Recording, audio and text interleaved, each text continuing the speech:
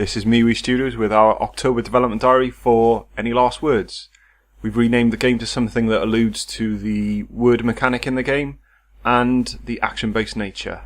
Now we've picked a more final title, I haven't got any more excuses not to try and create a decent logo for the game, which is not something I ever relish. Currently ongoing. Some examples on screen.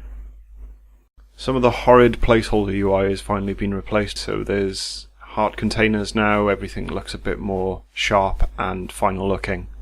The UI flow for swapping in and out words is nearly complete now as well. I just need to drop in some proper 3D heads instead of cubes for the two characters conversing, and we'll nearly be there.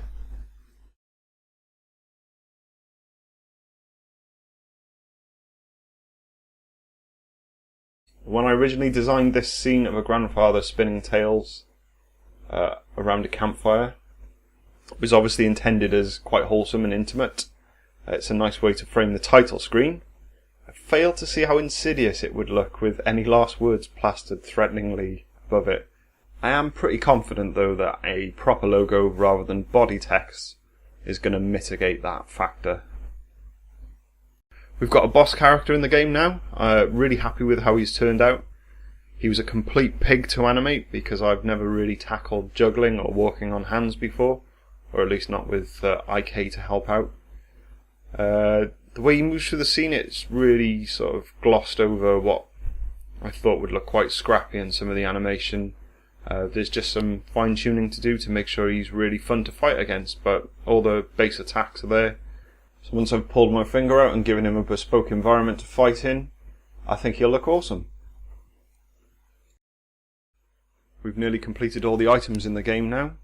That means they've almost all got 3D meshes, they're almost all implemented in code, and they do a variety of cool things. You can pick them up in the game, you can remix them with words, and they do things like standard increasing damage, increased fire rate, increased bullet speed, but they also give you cool effects like fire projectiles, fire freezing projectiles, drop a poisonous cloud, drop coins when you get hit, all sorts of cool and varied stuff. The shopkeepers are actually in the game now, so they trade items for hearts. There's also another shopkeeper that trades items for coins, which also means enemies now drop coins, which is great. The game's going to have a dynamic soundtrack now, which is quite an exciting new thing for us. So there's a host of different melody lines that come in and out depending on the situation. So for example, there is a record scratch track, which only plays while the player's health is low.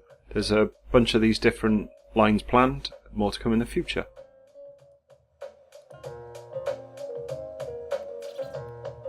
We're 3 months into development now. We're very nearly feature complete, which is exactly where we want it to be.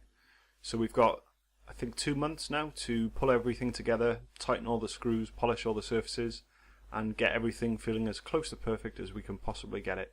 Thanks very much.